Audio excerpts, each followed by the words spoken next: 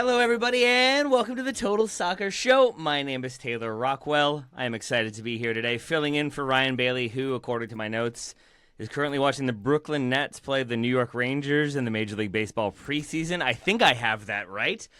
Here with me to talk about some USMNT updates, action, maybe some concerns are two men. The first recording from, I believe, a blue moon, the surface of the moon. It's Serginho Dest Lowery. Is that what it is today, Joe? Serginho Dest is what I was going for, but you know, to each their own. Yeah, I think you're spot on there, Taylor. That's what Ryan said he was doing, word for word. Yes. So that's what he said, and we didn't really know even what questions to ask to respond to that. All right, so we've got Blue Moon Lowery confirming my theories on Ryan Bailey, and we've got no longer from the surface of the sun before we started recording. Graham Ruthven was just a ball of light, much as he always is when we record, but this time literally so. Yeah, my settings were a little bit whack before we started there, Taylor. I'm glad you clarified you are not Ryan Bailey, because I was a bit worried there when I noticed you weren't. I thought I'd woken up on the Tuesday show again with no clothes, like after the last time. I swore it never happened again, so thankfully it's not happened again. Lululemon, Starbucks, Chili's, Tesla. Punctuality, tidiness, guitar. Those all seem guitar, not guitar. Mr. Q. Wow, off to a flying start with me in charge. Today, as I said, we're going to talk about some USMNT players because we are, Graham, how far away from the World Cup? Oh, I didn't do the countdown today. I've been thrown off. Got him. Yes. Let's go. I think it should be 92 days. 92 days. There we go. Watch out, Graham. I'm coming for you. I can't believe I forgot to do that. Damn. And how far would we be if we were 1 week before next Wednesday? The maths. So the same number of days? There it is. Joe's on it. Thanks, Joe. 1 Joe's point, away. 2 points Here for Friday. I'm crushing it. Oh, yeah, Graham, you weren't on the show yesterday when Joe praised one of my questions so strongly that he got 1 point for the quiz this week. So You've got that to make up for. I caught that. And I was not happy. Seems very thrilled about it. But with 92 days remaining, this one is inspired by a few U.S. players who have been having some success, limited success, less success, or an outright bad season, and we're going to look at kind of the form of some players heading in to the World Cup or heading into these March friendlies at least. But before we do that, we should start off on a more positive note. Joe, which Americans in Europe or in the country had the best weekend for you? I went with an off-the-radar pick. At least I think he was off my radar and probably off many others' radar. Benjamin Cremaschi, who made his first Serie A start for Parma. So he's on loan from Inter Miami. Over at Parma, when he got the nod on Sunday, this was in a game against Fiorentina. He played all 90 minutes in a game that turned out to be a scoreless draw. Now, Benjamin Cremaschi played as a right wing back, which I didn't expect, but I also maybe should have expected because that's the position where young players get pushed into the lineup because it's a relatively low risk, pretty straightforward position, all things considered. Cremaschi, when he was with Inter Miami, and I think really with the U.S. as well, when we've seen him, is a central midfielder. I think he is sort of a classic box-to-box number 8. Now, it's not to rule out that right wing back could actually end up being a decent spot for him, but I don't know that that's his best long-term role. But I was really encouraged by what I saw from Cremaschi, who's a player that I sort of flipped back and forth on. Initially, I thought, wow, this guy looks really promising. And then he didn't seem to develop a whole lot on the ball. And then he moved to Italy, and we just haven't seen a whole lot of him since then. But he looked physically up to the level, which is really good to see. Serie A, I mean, is a league where there is a decent speed of play. The ball is moving fairly quickly. Cremaschi did not look out of place. If anything, he looked quite imposing physically, which is a good sign for him. Defensively, I thought he had some really good 1v1 defensive moments, which I didn't know was a guarantee when you take him out of central midfield and put him in those different sorts of 1v1 moments defending against the other width provider coming right at you. I thought he was effective. I thought he was patient but physical in 1v1 defensive moments, and I really like that. On the ball, he was not perfect in distribution. He is still a little messy in possession at times, which really was the knock on him before. And that's the thing that I think is holding him back from getting more minutes. But he wasn't bad on the ball by any means and had a lot of really nice moments of progressive passing, some good combination play, had a good, purposeful, accurate cross into the box. It wasn't an easy cross for a teammate to deal with, but he squeezed the ball through a pretty tight window. I really liked a lot of what he did on the ball. And then in possession, once he moved the ball off of his foot, he was running to go and find space. He would relocate 5, 6, 7 yards to go find another pocket of space to make himself an option to receive again, especially receiving closer to the opposing goal. It looked to me like he showed off some clever movement off the ball in possession sort of like you had a central midfielder spatial awareness at right wing back, which is, I think, exactly what you had. So I left this game, watching this game for Parma, really pleased with Cremaschi, who, again, wasn't really on my radar. He's not going to be at the World Cup. He's not going to be in the roster in March, which we're expecting to be announced early next week. He's not going to be in the picture in the short term, but maybe he's going to be more in the picture after the World Cup than I thought. Joe, how old again? Oh, that would have been a good thing to have down in my notes, probably. I honestly, you may have said he it. He is a certain age. He's 21, so he's 21. He's not a spring chicken at this point. He's young. Get out of here, Joe. Just because. No, but I mean, like, if we're looking at players who are going to break in seriously in Serie A, most of them have done it before now. Right, that's just the reality. Most of them have done it before now. That's not to say that he won't, and I do think Cremaschi has some plus qualities. Athletically, he popped in this game of any age, let alone a guy making his first start in Serie A ever. So I don't know exactly what his ceiling is. It's certainly lower than I think a lot of other players in the pool. But for a high floor battler sort of guy, maybe at some point we're talking about Cremaschi and Seb Berhalter sort of fighting for a roster spot or something like that. I think they are roughly similar players. That's not a bad outcome here. Joe, you preempted one of the questions I was going to ask you by talking about like your enthusiasm, how he popped, how you left this one feeling like, okay, I'm seeing positive things. Sure. Like, what is the line for you? When do you start to keep tabs on a player? When will you go back? Like, will you go back and watch Cremaschi and hope you see more of the same, or you see marginal improvements in certain areas? Like, when do you start to kind of regularly keep tabs on a player? Honestly, for the non-domestic guys, it's when they're playing regularly for their clubs. Like that I know that's maybe not exactly the answer that you're looking for, but I hadn't checked in on Cremaschi because he just wasn't really playing. It's not that I didn't think there was something there, but I'm going to be watching Benjamin Cremaschi now in a way that I wasn't before. I mean, probably Roxas Pukstas is a little below my radar, even though he is playing for his club, so it depends a little bit on the level too. But I think that's my answer, is if they're playing, I'm watching these guys pretty regularly. I also am looking forward to the TSS positional consulting division we're going to start, where Joe shows up at a club. Like, how old is the player? 21. Is he fast? Yes. Stamina? Good. Do you trust him on the ball? No. What foot? Right. He's a right wing back now. Well, that's it. That's pretty much like what the it sorting is. hat. Oh, you're a right wing back. Yes. It's funny though, because I don't think Cremaschi's best role is going to be right wing back. And remember the whole Tyler Adams discourse of, oh, well, maybe he's better right wing back because he actually can't really pass the ball and receive under pressure. I never really was all that on board with that either, because these guys can't beat a guy on the dribble and get to the end line and put a good cross in. Like I said, Cremaschi had one good cross in this game. It was not a cross of that variety. It was a much earlier cross, like higher up, lower back, further from the end line is how I would think about it. Like, Cremaschi doesn't have the 1v1 dribbling ability in wide areas. It's more like Musa. Like, we saw Musa play wide for a bunch of minutes. He can't do it because he can't drop his shoulder and beat a guy when he doesn't have room to sort of move centrally and like deke his way through central midfield. It's a very different skill set, and I don't think Cremaschi has that at all. So for me, if I'm setting up a team, that's something that I really care about from a wing back in particular. Maybe a right back's a different story, and you can keep him a little bit deeper, and there's something there. That I'm actually a little bit interested in. But I just don't like it when my width providers can't dribble, which a little bit of a problem for Tim Weah that we might get to later on. Who knows? It puts a ceiling on how far they can go, right? Because the best players in the world are going to have a skill set that are very different to Cremaschi. And so while he might be serviceable in that position, having not watched them in this game or in this position, Joe, I can understand like the argument that you're making. So no sorting hat from Graham for Cremaschi. But Graham, who are you giving your flowers to from this weekend? So I'm taking us to Scotland. You guys can come and visit me, and we can all see the sights that Glasgow has to offer. We can have a battered Mars bar. What else is there to do in Glasgow? We can wonder at the historic buildings on fire. It's a whole vibe. So you should come over sometime. But I'm going to talk. I am going to. Sorry, Taylor. What was that? Pitch invade. Yeah, we can do that. Yeah, as I say, all part of the vibe.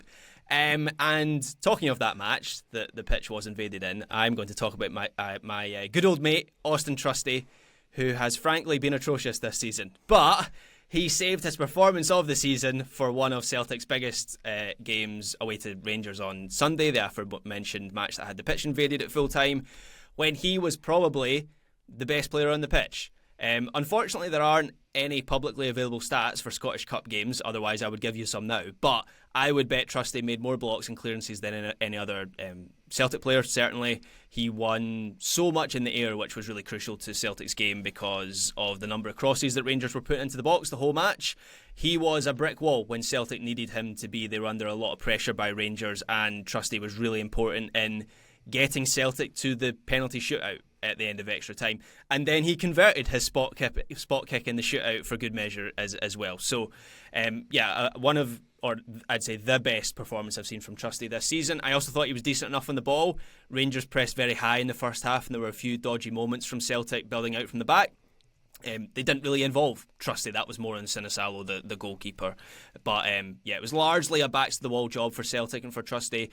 I won't pretend that we saw Trusty defend a whole lot of open space, and that's where I feel he's been really vulnerable this season. But credit where it is due, this was one of his best, not just this season, his whole time at Celtic, this was one of his best performances in a Celtic shirt. And we've spoken about the centre-back pool, in recent episodes.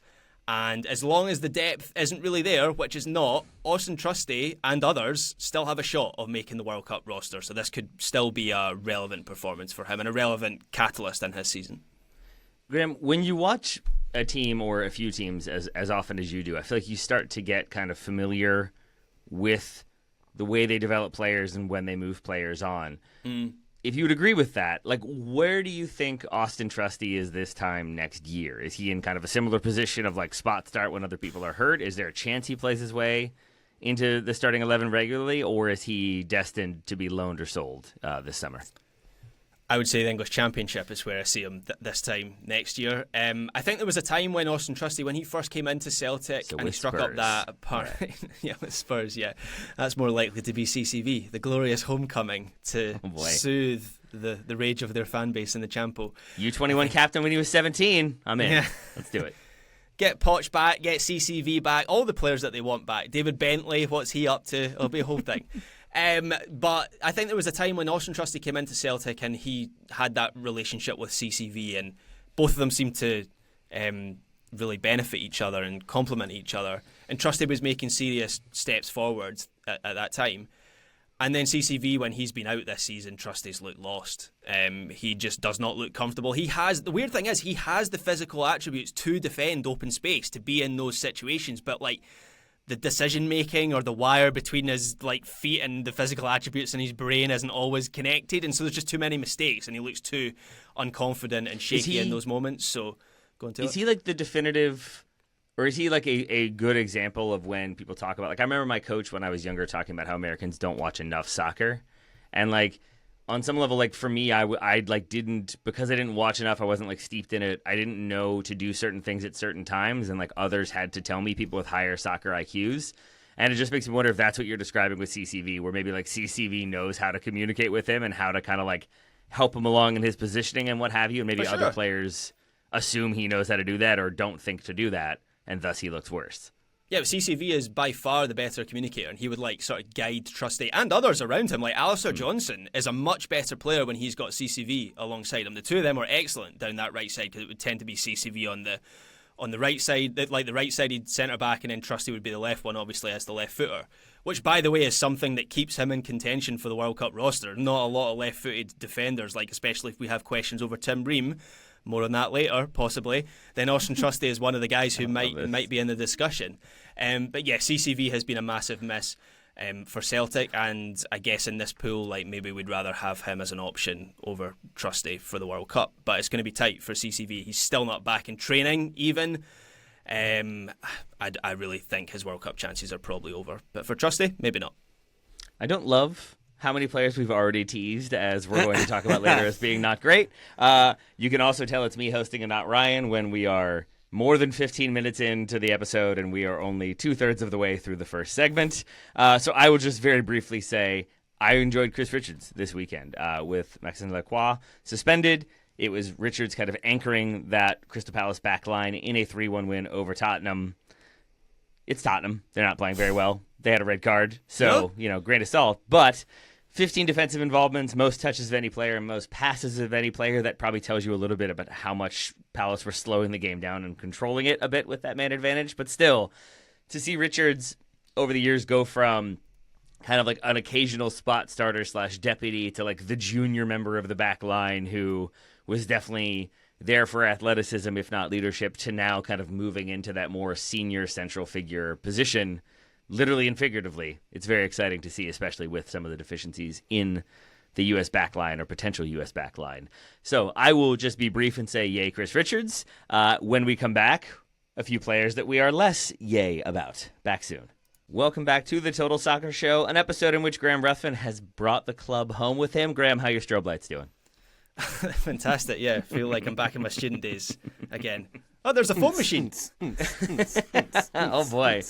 Graham is recording in the foam. He does it his own way. Anything to keep the conversation light and happy as we move into a slightly more nerve-wracking topic of conversation.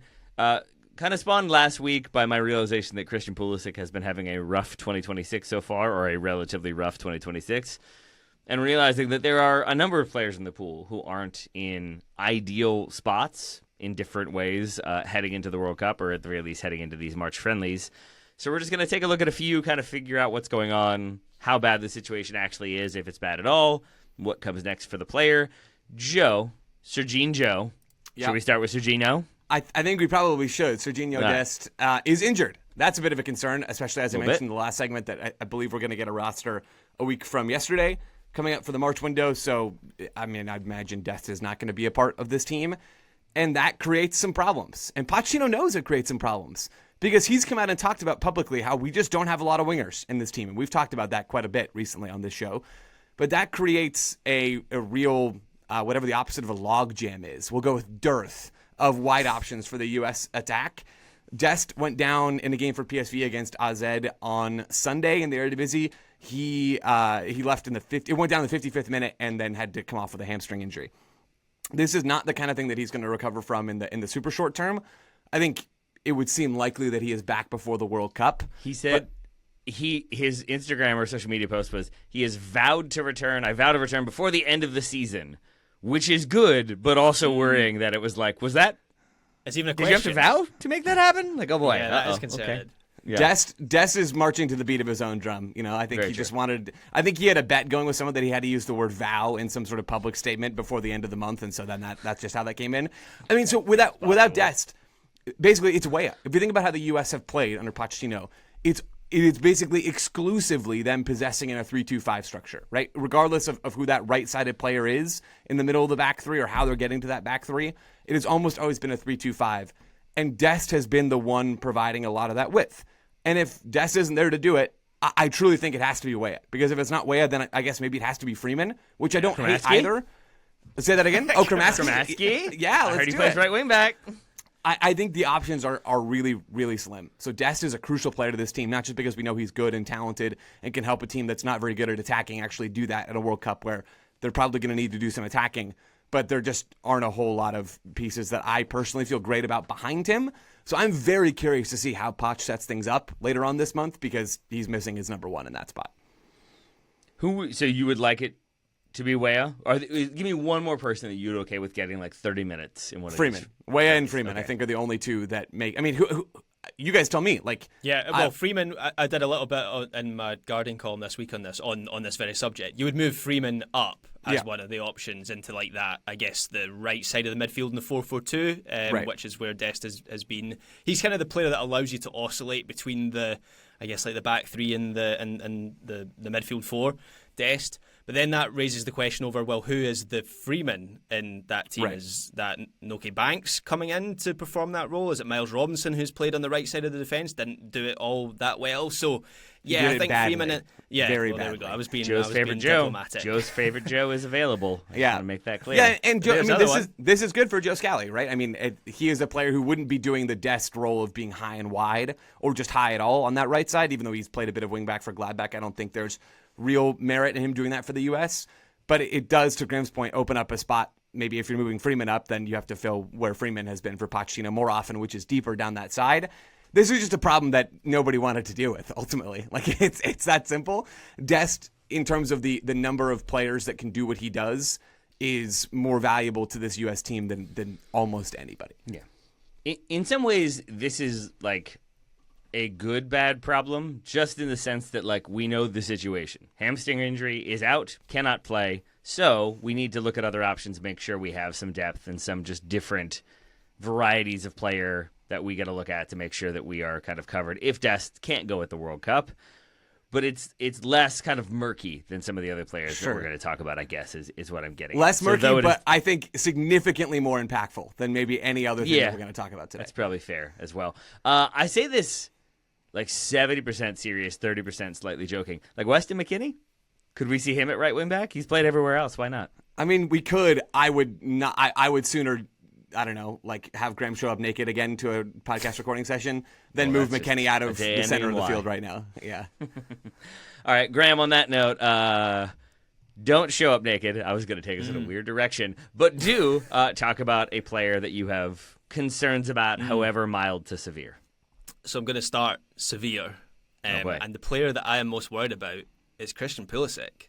Not necessarily because he's playing the worst. We spoke about the Milan derby on Monday's weekend review, and Taylor, our conclusion about Pulisic was he was fine in that game. Wasn't hugely effective, wasn't hugely involved, had 9 touches in the first 30 minutes of the game, so barely noticed them. But nonetheless, he contributed to a couple of counter-attacks. But there's no denying that we are not currently seeing the Pulisic who looked like the best player in Italy in the first half of the season. He hasn't scored in 2026. And even more worrying is that Max Allegri has openly spoken about how he is managing Pulisic's minutes in the last few months. He has just looking at his who scored page here, he has started Milan's last 3 games, so maybe that situation has eased a little bit. But watching him, and we watch him regularly for Weekend Review and for other episodes, it still seems like he's missing some of the explosiveness that makes Pulisic so dangerous when he's at his absolute best. So just watching him, it just seems like he's not, even if he's starting these games, he's not fully over those kind of persistent and lingering injuries. Yeah. And that concerns me because, maybe stating the obvious here, I still think Pulisic might be the USA's only truly elite level attacking difference maker. I know Balogun is improving all the time, scored against PSG again at the weekend, and he's in great form. And, Malik Tillman has come a long way, and I don't know, Tim Weah has scored a World Cup before, as has Haji Wright. I don't know if he fits the category of elite level difference makers. But I think the US, just my gut is, I think the US needs Pulisic in good form to have a strong World Cup, meaning like a meaningful run at the tournament. And looking at how he's playing right now, I'm not overly confident that we're going to get that. This is like half. This is like 50% of Christian Pulisic we're watching at the moment. Do we have any indication or from us speculation as to what those lingering injuries might be? Yeah. Because while you think about that, or while someone says yes, and then maybe that's it, like he misses the summer, right? He takes the summer off because he needs to recover from the season. He's feeling worn down. He wants to kind of get a break. Then there's the idea that with Milan not being in Europe this season, it's fewer games, just less congestion. He's going to basically be able to kind of stay fit and at top level, which he is for the first part of the season, as Graham already outlined. And now here we are with kind of, again, it feels like fatigue and mystery injuries. What do we think is the situation? Yeah. They're not mysteries. So Max Allegri came out and said that Pulisic is dealing with something called bursitis. Nailed it first try. Bursitis. Isn't that first time? Bone spurs, I think. So it is apparently an inflammation of fluid-filled sacs near joints, and Pulisic is near his hip. I mean, maybe this is a mystery because I don't understand it or what it is, but I'm also not a doctor, so that feels fine. So Pulisic is dealing with this injury near his hip, according to reports, and Allegri's confirmed it, so this is all real. And he's been dealing with that for a little bit now. And before that, he had a hamstring problem. He hasn't been healthy. So he is dealing with specific, clear injuries that I think are limiting him from being 100%. I will say, not to be the contrarian for the sake of being the contrarian, I don't disagree with you, Graham, that he doesn't look like he's maybe quite at his best. Mm-hmm. He is finding chances for Milan still. And he's still creating chances for Milan. In the Milan derby, he has a really nice slaloming dribble through midfield and a shot assist to Leao. I think he still is playing reasonably well. I don't think he's playing at the peak of where he was at the beginning of the year, but also at the beginning of the year, the ball was probably going in at an unsustainable rate for Pulisic. So I think some of this is natural. Some of this almost certainly is he's not 100% fit, and that's probably not going to change, frankly, between now and the World Cup starting. But if you ask me seriously if I'm worried about Christian Pulisic or not, I would say in my heart I am not worried about him. I think I'm worried about the nature of the illness itself and the idea that like it doesn't seem to be easily remedied aside from rest and basically not doing the same repetitive motion that's leading to that swelling, which for him it seems to be playing soccer. So like I don't know how you get enough rest to regain some of that explosiveness. I hear you, Joe, that even lacking some of that, or like we think lacking some of that, like he still offers quite a bit for the U.S., quite a bit for Milan. I think that is true. It just is a little bit worrying that it's not something that seems like it's going to be kind of easy to rectify in the short term. I look forward to Allegri coming out tomorrow and being like, we rectified it in the short term, it's fine. I am just worried. I'm doubtful that he's going to be able to play like 90 minutes every 4 days at a tournament where if the US is making a deep run, is going to play like, 5 games? Like we hope there's going to be, hopefully there'll be more than 5 games, but that 5 games would take you to the last 16. I guess that's kind of what the US is aiming for. I'm just doubtful, having seen him in the last few months. So I think it's because my expectation or my assessment of Pulisic was so high in the first half of the season, where we were legitimately talking about him as one of the best wingers in the world. Like, do you remember the discussion about where he was ranked in the Athletics top 100 players in the world and whether he was too low or too high? To now see him for Milan, and Joe, that one opportunity you mentioned was kind of that was the counter-attack that I kind of referenced in that game. But watch him in the first half of the season, he was taking a grip of games on a regular basis for Milan. So I didn't really look into the data, but we do watch Milan fairly regularly, and I just don't see that explosiveness or like ability to get into the box at speeds in the way that we saw in the first half of the season. And I do think that affects maybe more than any other individual player like at the USA's overall level, which is why I'm worried. Maybe he just adds like 40 pounds of muscle and just becomes just a strong man. Then we don't need the explosiveness because he can just body his way through. I mean, but that is, I say that in jest, that is part of the problem, I think, is that like he does need that explosiveness because he is not the largest of people. And I think he uses it to find space and find opportunity. And I think it's why he does have kind of good returns when he's playing at full speed. So a lingering concern about the explosiveness. But Joe, the voice of wisdom and rationality and calm. Joe, also the voice of wisdom earlier when I was naming a few of my players, and Joe was like, yeah, but they're like, they're like a depth choice option at best. And it does feel like there are tiers to this group we're talking about. Like tier 1 concerns would definitely be Dest, and I would put Pulisic in there. Joe, do you have any other like big name players that you are concerned about? I do not. Okay. Graham? Anthony Robinson would be another one for me. Obviously has been struggling with injury for a long time. He underwent knee surgery in the summer, and while Fulham have tried to downplay it, I think it's fair to say something didn't go entirely to plan, right? Because he took a lot longer to get back to action. Whether it was the surgery or the recovery, I don't really know, but he was affected for much longer than was anticipated. And there was a period between October and November where he just went missing. Like, he didn't feature in a single game for Fulham in that period. I was really worried at that point, and we were discussing, like, does this mean Max Arsene is going to be a starting player at the World Cup? I don't think we're there now. I still think we're going to see Jedi start for the US at this tournament.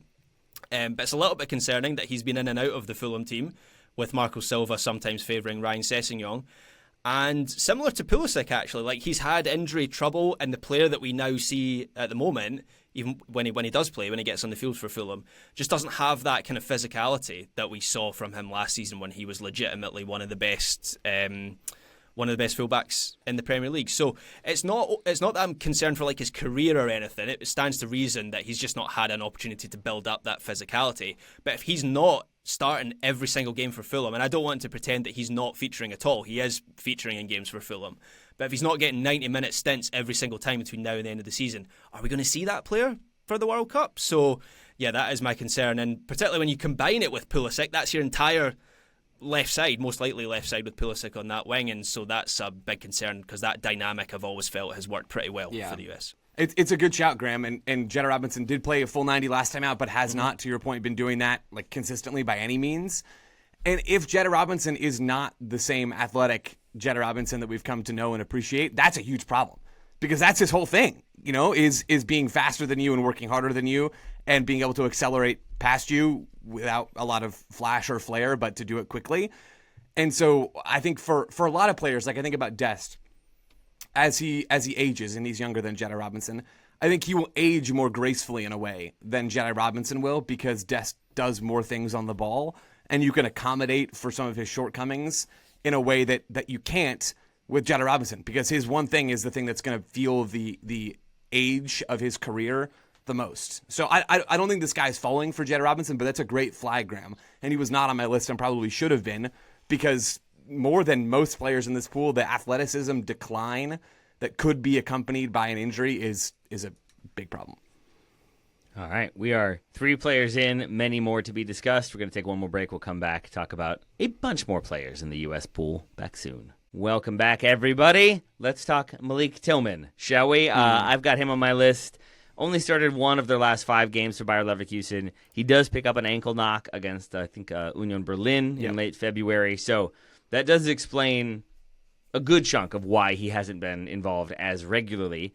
However, no goals for Leverkusen since the end of January. No assists at all this season. I think he only has 4 goals in total. It always felt like it was going to be a tough task to replace Florian Wirtz in this Leverkusen team. The team itself has obviously had plenty of turnover and tumult this season, but I'm still unsure if this is kind of the successful season I was looking for from him. Even with him playing regularly, even with him scoring key goals at times, I think there might have been an expectation that he is providing more and scoring more and connecting more. I think he's been a good player for Leverkusen. I'm not sure he has thus far justified the transfer fee and the kind of the hype that was coming out of him from PSV when he made this move. So maybe that's unfair. Maybe that is just the moment being the moment with that injury. But I think Tillman is one that we've talked about previously, not feeling like he's hit that next level, that true, like, okay, he's added that new thing to his game that makes him elite, that makes him maybe not world class, but makes us trust him a little bit more. And I just still feel like we haven't seen that next leveling up from Tillman this season. No, I agree. And I think I said at the time probably I wouldn't have paid what Leverkusen paid for Malik Tillman. This is about what I expected, more or less, and I suppose that's why he's not on my list, right? Between the injury, which does explain the playing time decrease that you're talking about, Taylor, he's still working back to full fitness, working his way back into the team. I don't think that's going to be a huge problem for him within the lens of the World Cup. Maybe it matters a little bit more for this month's games, and I would imagine we still see him in the roster, but it's hard to say for absolutely certain. But I think Tillman is just still what you said, is that he's still an inconsistent player and can be very valuable, and I absolutely would bring him to the World Cup. But he's not on my list because I think for me to put players down, there had to be a bit of a shift in my thinking about them, and I just don't think anything really has shifted in how I think about Malik Tillman this season. Who else would be on the list for injury reasons? Like CCV, we assume is going to miss, or it will be too close for him to come back. Reina. Not that he would have been really in the conversation. Reina would be the other one, right? Yep. 2 appearances in 2026, 5 minutes on January 11th, 21 minutes on January 17th. Injured again, has been since like January, I think. I feel like we've been here before. Yeah. Feel like we've been here And that's, before. Taylor, you asked about Tier 1 players, and Reina's on my list, and everybody knows how I feel about Gio Reyna, the soccer player. So, I mean, in that sense, I think he absolutely belongs at the top of Tier 1. But it's just normal. Like, in terms of, again, evaluating my expectations and have they changed about a player, no, they haven't changed, because Gio Reyna is still mostly a concept of a soccer player, more than he actually is a soccer player. I don't think he's fully fit right now. He's been on the bench, at least, for Gladbach over their last two games, last 2 weekends. So maybe he is fit enough to play some, but just isn't being used, or maybe he's not fit enough at all. I don't know exactly what that situation is. But this is Reina in the midst of his cycle, which is he's injured, and then he works his way back from injury very, very, very, very slowly. And then he gets on the field, and he looks really good, and then he gets injured again. And then we start all over again. So I don't know where he's going to be at in that cycle come the World Cup roster being announced in assume the end of May.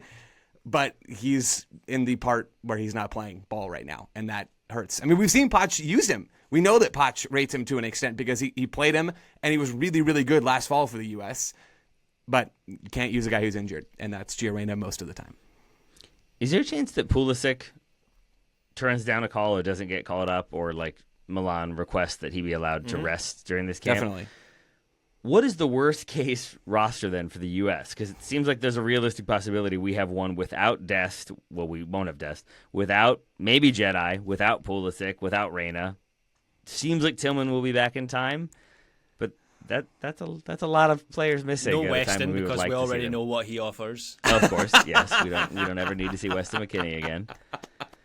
I mean, I guess it's an opportunity for players to kind of stake their claim as deputies or backups or potential starters if the presumed starter can't go. But don't ask Pochettino about that. It's thin right now. I mean, I think about the half spaces. I would guess that we will see Pulisic. But if we don't, let's just play this out.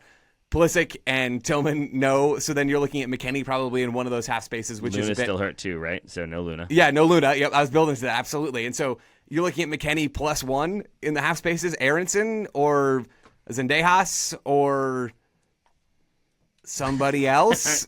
I don't know. And it's a shame because I've been really eager to see McKennie used deeper for the U.S. Yeah. Because I think, especially when I think about the teams that the U.S. is going to be facing on the group stage, Paraguay and Australia and whoever the other one is, like they're going to need to do some cool stuff on the ball. And I think you can do more cool stuff on the ball when you have McKennie plus 2 half-space attackers instead of McKennie as one of those 2 half-space attackers.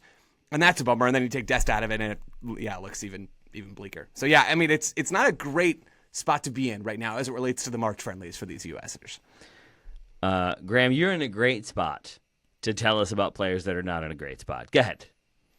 Is this do you want me to talk about Scotland and all our players who have got injured, or do you want No, I want you to talk more about American players. Are there more American players on your list? We don't care about Scotland yet. So not necessarily an injured player, but Tim Ream. Shall I talk about Tim Ream for a second? I always felt like I was the one on this show that was maybe the least worried about Tim Ream. There was a couple instances where Joe brought this up and I kind of brushed off those concerns to an extent, while accepting kind of the broad consensus on Tim Ream. And then that game away to the Galaxy happened a couple of weeks ago, and I wonder if I might have got that wrong. And I don't know if this is a knee-jerk reaction, but that performance was worrying. The way that Ream was dusted by Gabriel Peck and the Galaxy attackers in open space. It's far from ideal, and so that conversation is back to being an open one in my mind. Can we really trust Ream at World Cup when the US will probably face better attackers than Gabriel Peck at that tournament?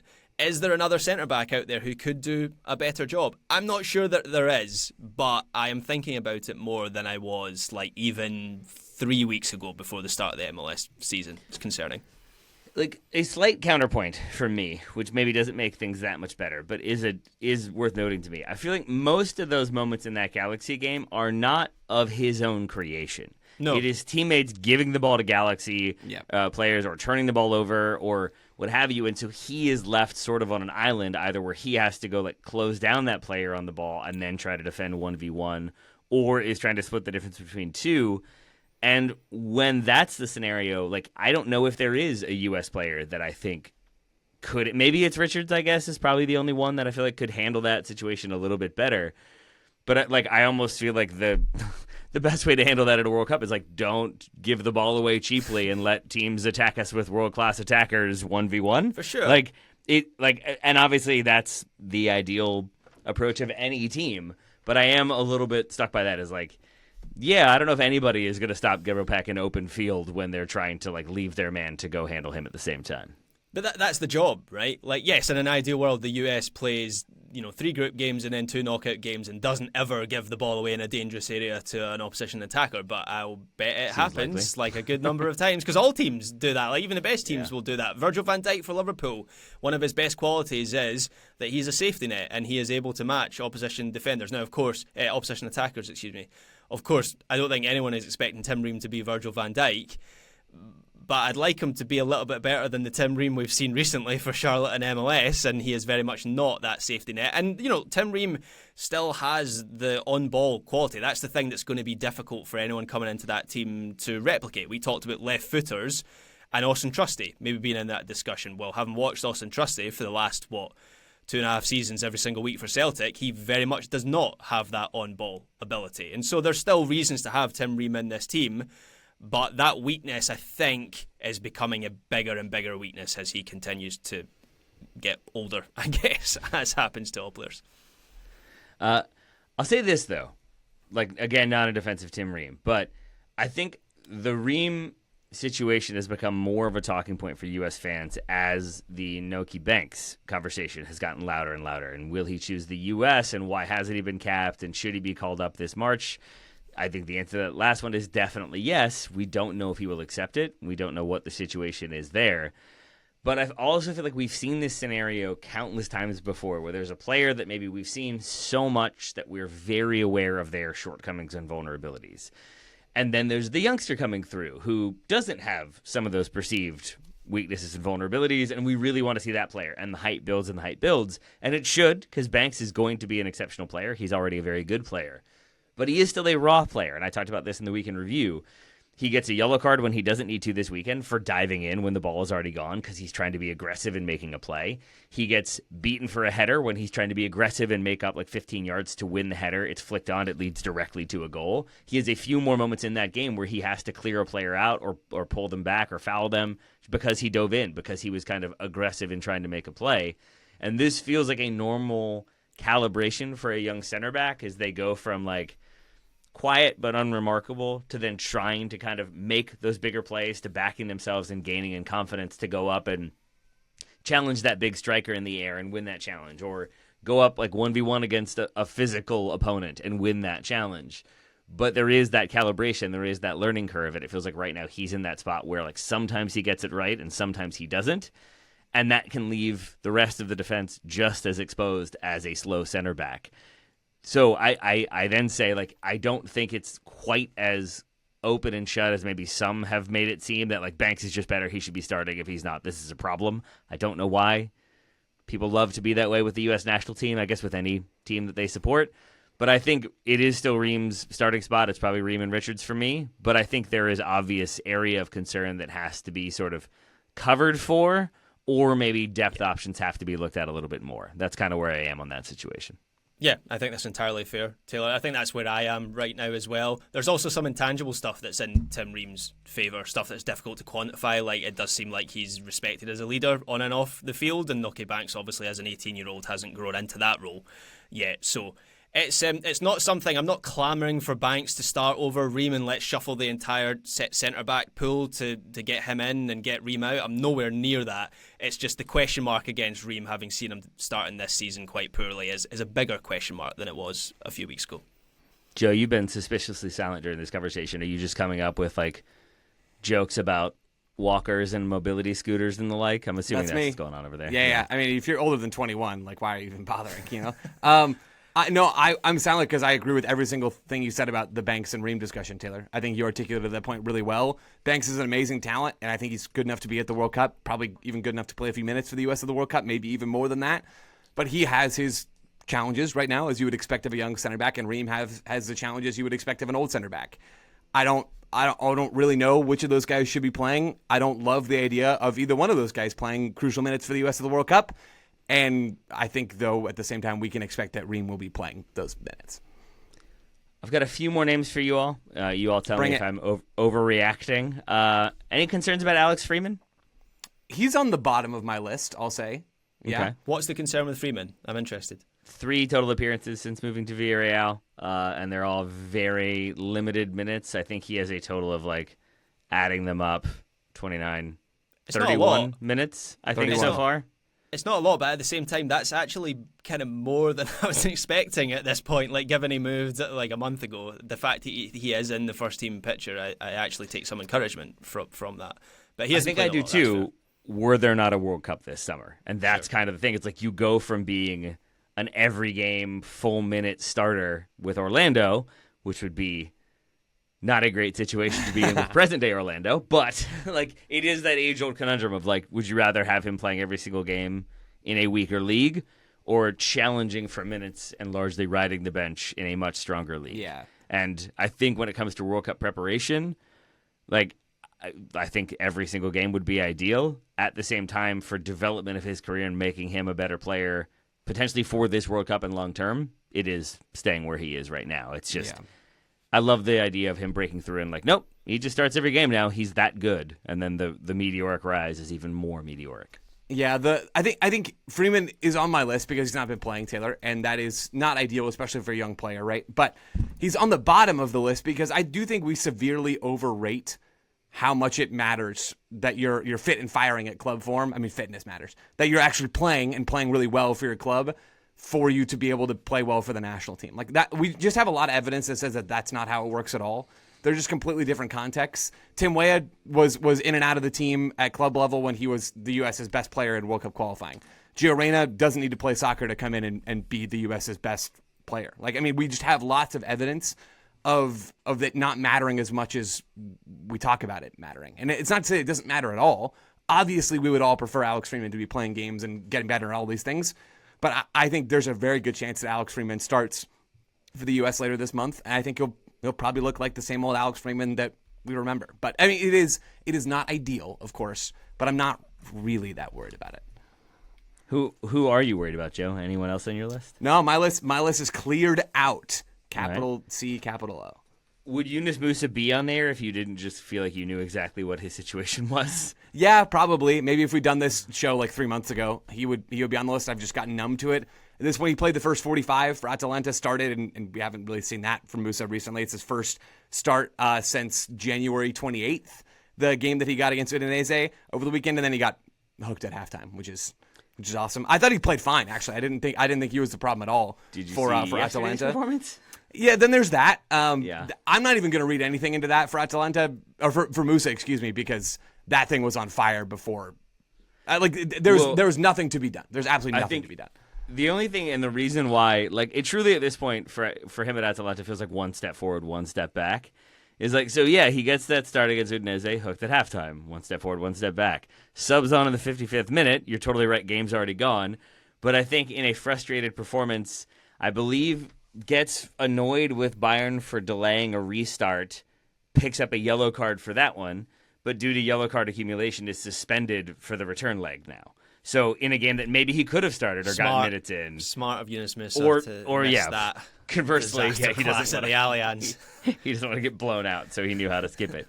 It feels like he is kind of still treading water exactly where he was with Milan, and now it's kind of the same situation with Atalanta. So I don't know if that changes, but I think what that does mean is we're probably not likely to see him anytime soon. We have talked about midfield absences and injuries and the like, so maybe we do see him in March. That would be more than a little surprising to me. I feel like others are ahead of him right now. I think I agree. I would be a little surprised. I wouldn't be a lot surprised. I mean, Poch has worked with Musa before. He's trusted Musa. He's seen Musa score a goal. I think that stuff matters a little bit when you're thinking about these kinds of moments.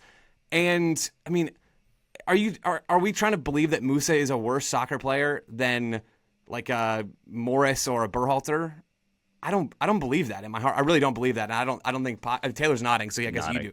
I just really don't think that at all. Truth after this weekend? How dare you? So I think Berhalter, iconic. I think it is very possible that Musa is at the World Cup, that he's been playing more. He scored a couple of goals recently for Atalanta. I don't care, frankly, if he is or not. Like, I don't really think it matters, but I think it's possible. So it's going to be, what, playoffs, practice, and Berhalter. Oh, cool. All right. I'm glad we got them all. All right. Well, gentlemen, thank you for working through some of my anxiety about the U.S. pool on this episode. I feel better about a few players. I truly do feel better about Pulisic because I think I just missed that there was that diagnosis. And I think knowing what it is, knowing that it's an injury that is going to kind of be consistent until you get rest, it feels like a more severe cousin of tendinitis, and that just doesn't go away until you're able to kind of rest and recover. It does explain some of the limitations he is playing with, but still trying to play through. So in those sort of moments, I then feel better about what's to come, ideally, because there will be a little bit of rest and recovery. And it's a World Cup, so you play right through that. It'll be just fine. We're going to win this whole thing. Graham, we better than Scotland? I mean, almost certainly. We can't even keep fans off our pitches right now. So, all right, Joe. Well, we're better than Scotland, so at least there's that. Joe Lowery, thank you for being better than Scotland today. You're very welcome. Do we want to read scouting reports, or do we not want to read scouting reports? What are we thinking? I'm a little worried about time. What do you want to do? Yeah, let's read them. It'll take 2 minutes. Let's do it. All right, let's do it. I'll start us off. Thank you, Joe, for remembering that. From Dustin Sullivan, scouting Matthew Dos Santos, 17-year-old right back for the New York Red Bulls, Red Bull New York. Dos Santos played 60 minutes before being subbed off in a like-for-like swap after the Red Bulls were down 2-0. In the first 45, Dos Santos was good in his long ball accuracy, completing 4 or 5. He created the best chance for the Red Bulls after a beautifully placed corner onto the head of teammate McMehdi. only to be blocked over the bar for another corner. In the second half, Dos Santos had a good carry and then put a low cross on the floor right around the spot, only to be cleared out before his teammates could capitalize on it. Not Matthews' best performance in a game to forget for the Red Bulls. Yeah, Dos Santos is that left foot. I love that Dustin highlights it. The left foot is amazing. Like, it really, really good. That's some of the best distribution I've seen from an outside back, a young outside back in the U.S. pool in a really long time. It was a game to forget for the Red Bulls, but let's not forget it just yet, because I have a scouting report here from Ed Ritter, scouting Adrian Mehmeti, the aforementioned defensive midfielder, 16-year-old for Michael Bradley. Mehmeti played the full game in a terrible team performance against Montreal. Despite being man-marked for 75 minutes of the game, he still managed to complete 44 of 54 passes, including several incisive through balls. Ed concludes, I prefer not to say more. Ed, go for it. That's your right. Well said. Well played. I think did he not also have Mehmeti had a header from a corner that I think was one of the Red Bulls' better chances? Kind of a big boy. In that game. Yeah, he is. That's one of the things about Mehmeti that makes me think his ceiling is so high is I kind of think of, as a Scot, I think of like Billy Gilmore breaking through and Mehmeti breaking through and similar like kind of skill set. But the thing that's always going to hold Billy Gilmore back is he's just a small dude, man. Like, physically, he's just never going to be able up to the level of like a Rodri. You look at Mehmeti, he's got frame to fill out. And so even though this performance from the Red Bulls and from Mehmeti maybe wasn't the best, I still have a whole lot of stock in him. You are correct in your question of wasn't there a header there, because I believe it was mentioned in the Dos Santos scouting report. I'll also say the number one thing holding Billy Gilmore back is that he has yet to do the adult thing and become William Gilmore. William Gilmore cannot be denied. Billy Gilmore is a scrappy youngster. Graham, more scouting reports? Yeah, so Diego has been in touch. He's scouting Nico Shakiris, a 20-year-old attacking midfielder for the San Jose Earthquakes. And Diego says Nico had less of an impact in the Quakes' 1-0 win against Philly, mostly down to the team protecting the lead that they earned early in the second half. He had a nice pass into Timo time, into Timo Werner, who set up the goal. So while his numbers show a quiet game, he still had an impactful moment to help the team go 3-0 to start this season. So that was on Shakiris. Joe, one more report, if you would. I would love to. This is from Kenny Seiden, scouting Avery Patterson, a 23-year-old outside back for the Houston Dash. Avery went 90 minutes in the final game of the window on the left side of the defense for the U.S. women's national team. She had a positive game, although not as impactful as her previous performances. She has showed that her skill set is quite different than those she's competing with in that spot for the U.S. Off the ball, she isn't as fast or as nimble as Giselle Thompson, but she is constantly lurking in and around the box.